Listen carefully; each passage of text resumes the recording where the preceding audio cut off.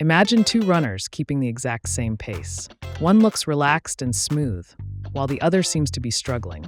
Even if they're the same height, weight, age, and have similar body fat and muscle mass. Why is there such a big difference? That's where running economy comes into play. It measures how much oxygen you use per kilogram of body weight to run 1 kilometer. The unit is ml/kg/km. In other words, the less oxygen you use to run each kilometer, the better your running economy or efficiency is.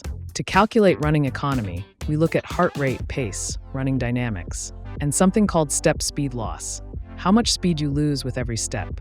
You'll need to pair your Garmin Forerunner 970 with the HRM 600 so you can fully track your performance. And just a heads up, you need to accumulate data from at least 4 to 5 runs before running economy can be calculated.